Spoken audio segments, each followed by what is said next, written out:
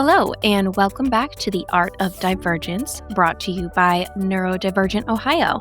I am Sammy, an LISW. I'm Heather, an LPCCS. And I'm Allie, an LST, under the supervision of Sherry Bear, LISWS.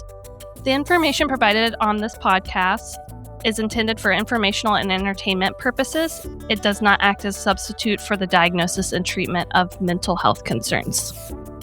Thank you for that, Allie. And now we're going to check in on how we're doing today. I thought I was doing well, but my eye is twitching a bunch, so I guess I'm stressed out. We'll see how that goes. Heather, how you doing? I feel that eye twitch, Sammy. I'm all too familiar with that, but I'm excited for the holidays. But think for myself, and I could probably say for a lot of neurodivergent folks, feeling a little bit of that stress and anxiety with, family get-togethers and parties. So Fair enough. Allie, how about you? I would say the same of both of you. I've already been to a couple of holiday parties out of state, and I'm just feeling a little burnt out. Out of state. Little, It's extra. yeah, it's a lot, but, I had to use some coping skills that I'm sure we're going to talk about today. And that brings us to our topic today. We are talking about holidays and neurodivergence. We all know as neurodivergent people that it can be especially difficult with all of our fun little issues that we have and our good stuff and our positives of having neurodivergence that make the holidays stressful, exciting, challenging, all of that good stuff. And we want to talk a little bit about our experiences and some of the areas where we find the biggest issues over the holidays. We're going to have a little bit of a shorter episode this time as a little bit of a shorter listening experience during the holidays, so we don't get too mentally drained. But we have some good info and tips. So starting off, we know that there's a lot of events going on, a lot of obligations to be physically present for, probably a lot of Zoom meetings for us who are remote.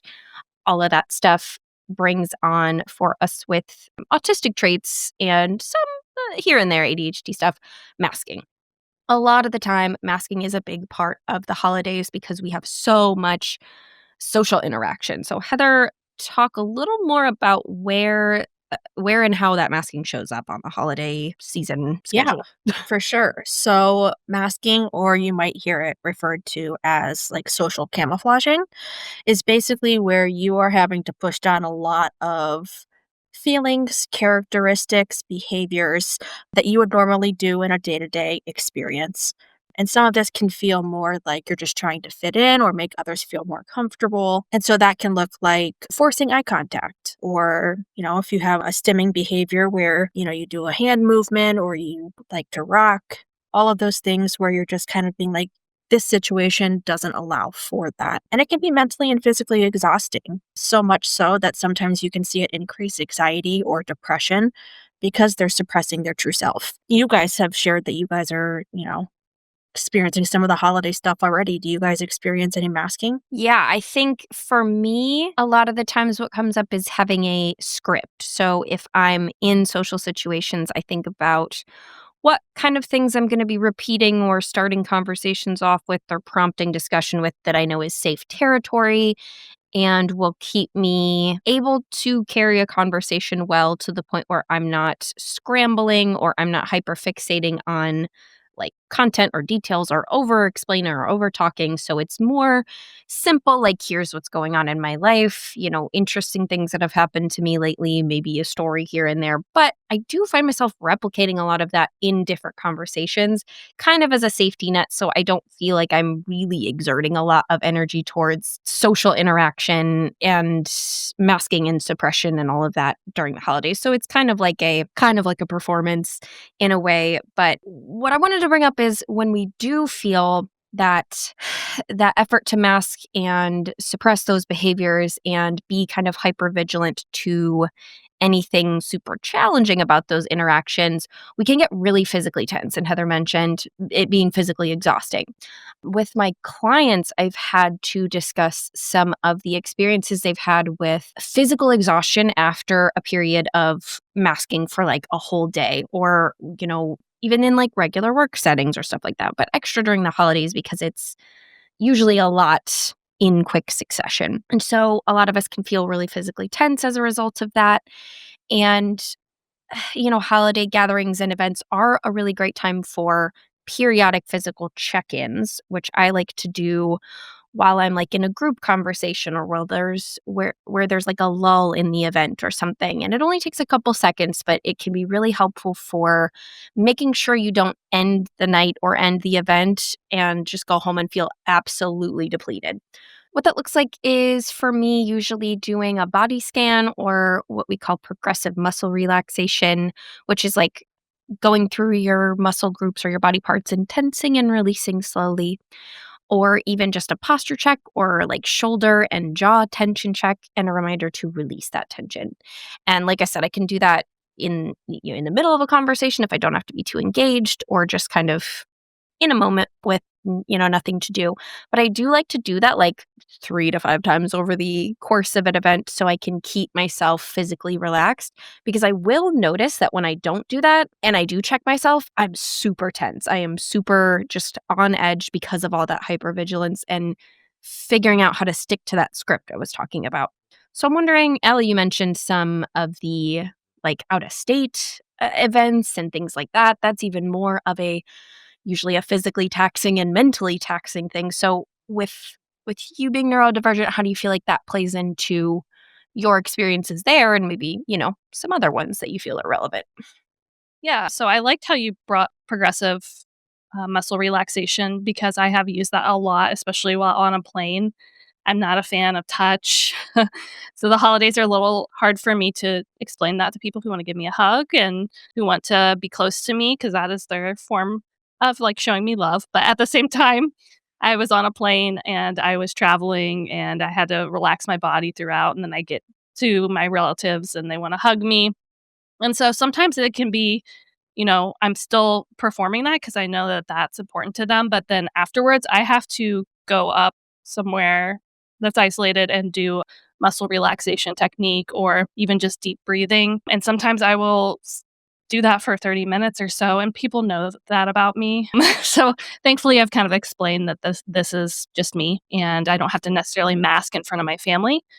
But if I get invited to an event where maybe I don't know the people as well, it can be really challenging for me because if they're huggers or if they like to, shake hands or something, I don't have that space to really like go somewhere and be alone for 30 minutes. So that can be really challenging. Yeah, and I'm glad you are kind of talking about that because boundaries is a huge thing around the holidays that a lot of people, even myself, I struggle with boundaries so much. And I think a lot of other people do too, in fear of, again, the fitting in, but also like this is an expectation. This is what I should do. But also there's the that's not who I am. That's not how I show love. And love languages, that's a whole other thing that we can get into and another podcast. But so yeah, you're right. The staying firm on boundaries with, hey, I'll do elbows, I'll do knuckles. Can't do a hug. That's kind of too much for me. Other things like avoiding parties, taking breaks if possible, kind of locking yourself in the bathroom for a few minutes or separate bedroom, staying home. That can be one where, I'm not going to come out. I'm feeling very overwhelmed and stressed, and I don't have the spoons or the mental capacity to go to that event. And, there's a lot of individuals who think they're letting people down and thinking that might be selfish, but that's actually something that is important for you. And it's okay to say no. And it's okay to essentially meet your needs because everybody else is not going to follow the rules, so to say, for you. And so kind of guiding them and showing them like, hey, this is what's okay. This is what's not. That's totally okay to do. It can be hard, but it can be done. So I think you bring up a lot of good points about boundaries, and boundaries come in the form of a lot of different things like physical, emotional, intellectual, time. We need to introduce a lot of limits when it comes to people who, when we're around them just for a couple of days a year or so, they're not really acquainted with what's comfortable for us. So remembering that is important, and also understanding like we don't always need to go into big detail about our boundaries. We can just kind of live them out, and if it comes to a point where we need to explain it to somebody, we can, but we don't need to feel tension and pressure to explain our whole deal to everybody. We can just act the way we want to act and behave the way we want to behave. And if it becomes an issue for anybody, offer, neutral description of what's going on with us. But more often than not, you'll be surprised at how much people don't react to you doing things differently unless they're a very particular person and maybe a family member with very specific expectations. But yeah, there we get a chance to use, some boundary language and self advocacy and be able to speak up for ourselves, which is not always easy, but is not, we don't have to look at it as like a fight or anything. I've found a lot of success when I'm just like, I'm not in the mood for that. I don't really like that. That's fine. Yeah, that's fine for everybody else. I'm just going to sit this one out. I'm totally fine. You guys do you. I will be back in it soon. Just kind of things like that to neutralize the situation, make sure that people are not concerned and they know that this is just you being you, and making sure that you don't feel too compelled to break your own boundaries for everybody else's comfort. One quote that I liked that I saw when reading more about how people get through the holidays is, the season isn't about making others happy, at least not at the expense of your own happiness. And to me, that was just like, we need to focus on being happy together, and that benefits both of us, and it doesn't need to come at either of our expenses. So I thought that was kind of a nice way to refocus. But in kind of what we were talking about when it comes to why we need to make boundaries, there is the sensory overload component of the holidays. And that comes from so many angles: public events, gatherings, busy stores. Some people with their workplaces experience like increased traffic and activity. And usually, when we're talking about overload, it's sensory. So, a lot of us with neurodivergence know that our senses get overloaded very quickly. Some basic ways, if we're talking about how to reduce that, would be, if it's sounds, try dampening earplugs. If it's smells, try wearing a mask to certain places. If it's lights, blue light blocking glasses or just sunglasses. Sometimes I have to wear sunglasses in a store and just be cool with it because sometimes it is just a little much. Or even like very not super dark sunglasses if I'm going to see Christmas lights. Like if there's a lot of flashing or like too bright of colors, sometimes I'm just that sensitive where I need to protect myself a little there. But all of those things are perfectly valid, and it's another good place to know where to ask for accommodations, like at work. If you are feeling really overwhelmed and need to jump out of your role, making sure your management knows that so that you have maybe some little tiny breaks that can keep you going for longer. Do you guys have any things that you do to help reduce that sensory overload when it comes to holidays in general? I overeat, so that's probably not a good thing. I I think that's more of a distraction than a strategy. I mean, it is if you're trying to eat the most cookies, but no, in reality, I tend to go to a separate room or I'll step outside. I love ice cold air. I know that might sound crazy, but I love to go outside in shorts and a t-shirt and just stand there and take in the fresh air and kind of let the cold reset me. Um, I love that so much, yeah. and I get so many weird looks when I go out with, like, socks or sometimes no socks out on the porch or patio, and they're like, "Aren't you freezing?" I'm like, "I needed this. I needed Mhm. this." Also, who's doing cousin walks? Anybody doing cousin walks? Mm. Are we familiar with cousin walks? No, Well, I'm waiting for it's waiting for it's this. it's a social media thing now. I sound so old saying that. It's a TikTok thing. But, when we get together with our family, usually we have like cousins or like family friends within our age group, and we'll just kind of go and separate and have our time away from the adults. Sometimes that's a walk.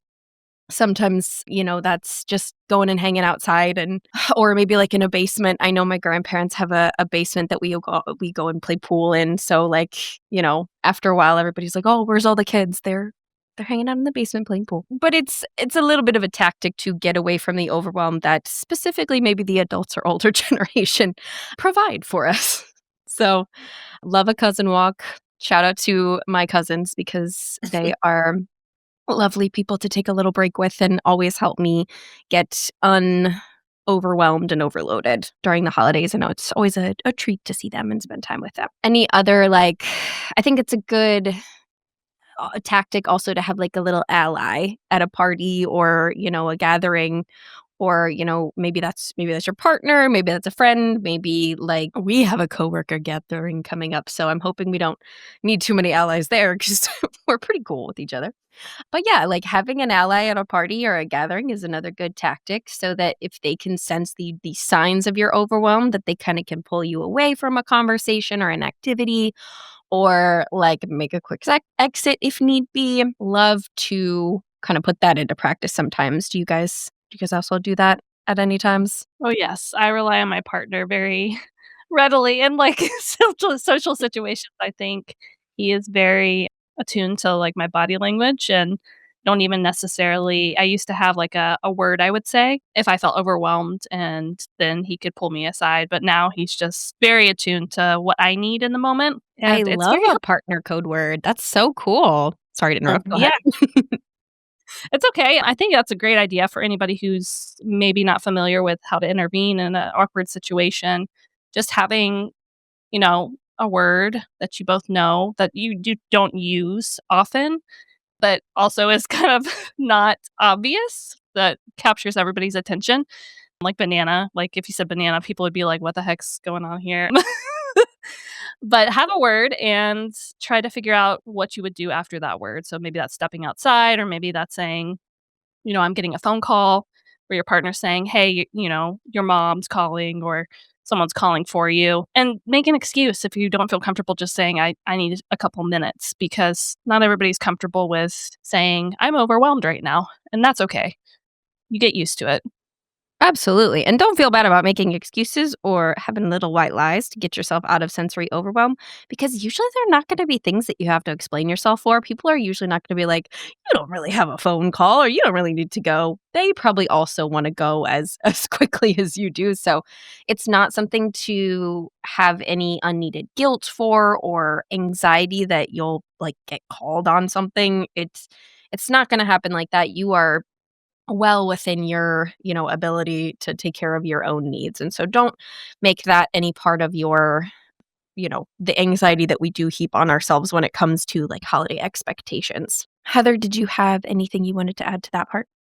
Allie stole it right out of my mouth. My partner knows what's going on before I even do. So usually it's grabs the hand or hand on the back, something where I can just feel the pressure and I immediately my whole body just kind of relaxes. So that's a huge thing for me as well.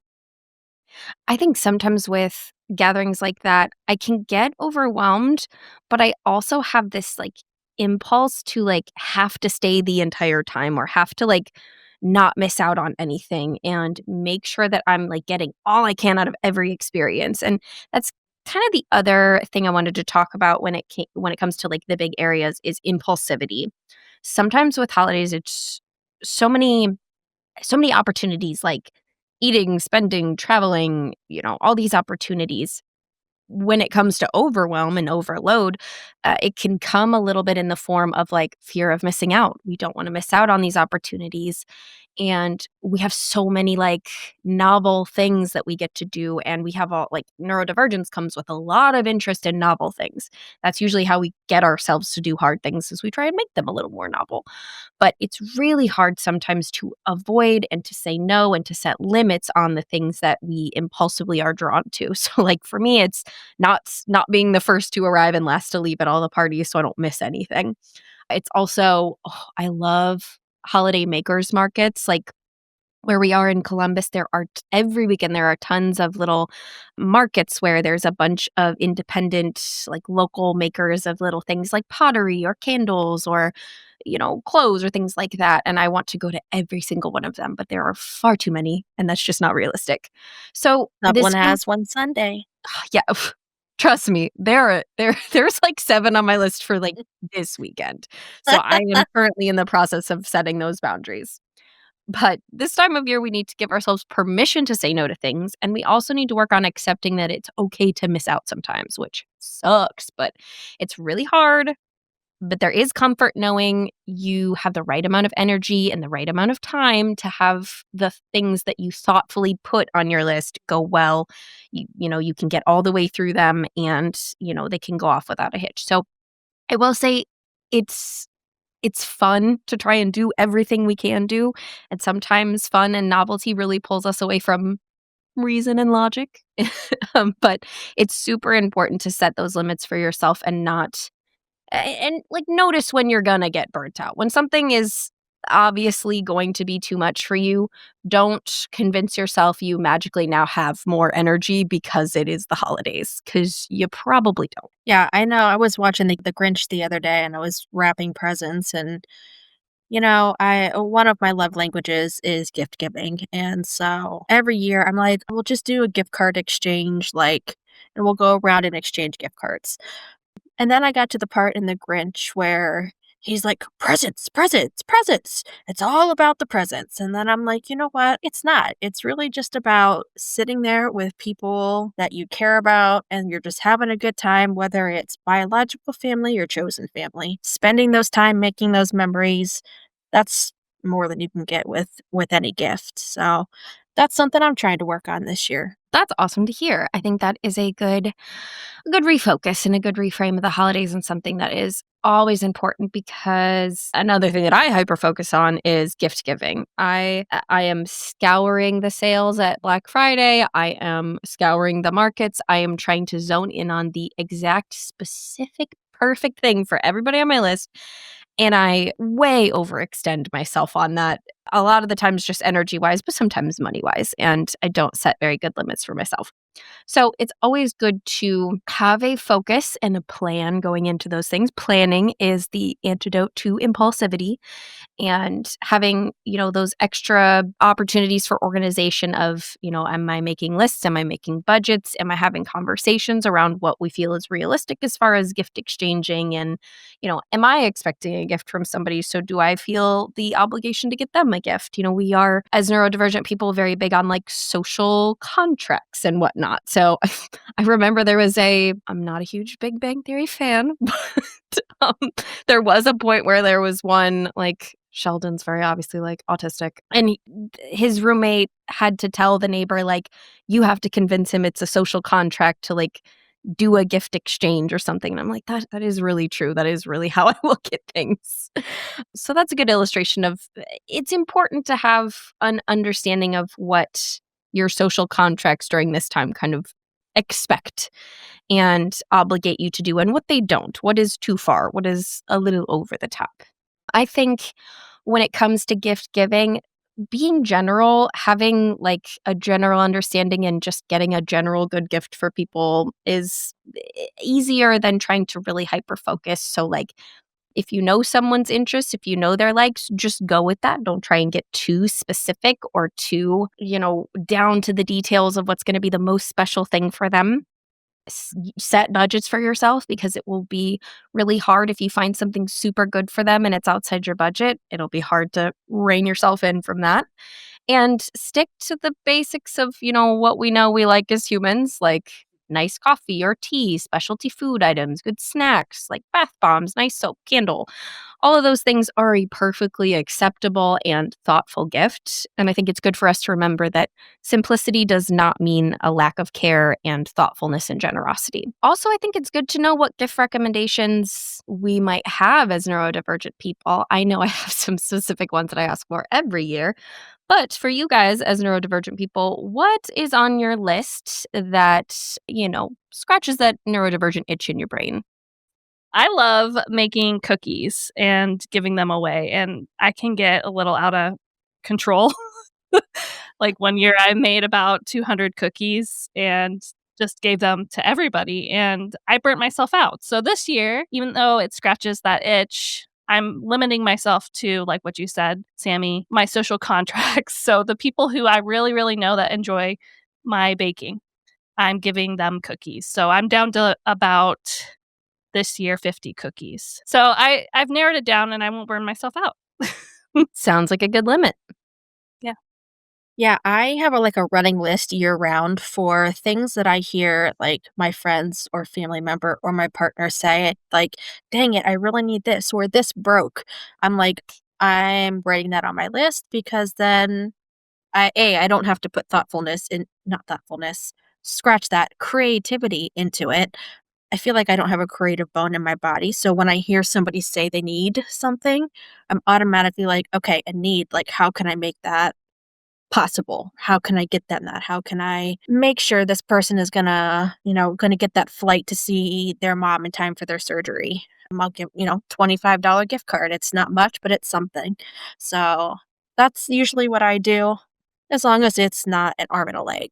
That is a good idea for every single person listening. Have a running list for your loved ones. It is such a cool thing to be able to know that you have zero ability to remember things long term, but have a list and show someone who knows about your deficits that you make an effort to remember things. I love that feeling because my partner knows that I cannot remember what I ate for breakfast, but in March he said he wanted a specific comic book that he was looking for that he couldn't find, and come December he's getting it. So that's a very fulfilling feeling for me, and I love having that as a little strategy. But I will say, when it comes to gift recommendations for neurodivergent people, I'm saying my best recommendations because I was thinking about myself when I said that and getting gifts rather than receiving, because that's also a fun part of the holidays, is I love a puzzle. You can't go wrong giving me a Mm, puzzle. You just can't, unless, well, I don't like puzzles that are AI art because they are full of weird gobbledygook usually. But I love a good puzzle. My partner's mom just got me puzzles that you paint and put together. Super sick. I love a craft kit. Craft kits are awesome. I love a like baking kit of some kind or like a meal kit. Anything that I can like engage in and makes me feel creative but doesn't like takes away the choice of what I'm going to do with my creativity and the decision fatigue is just the way to my heart.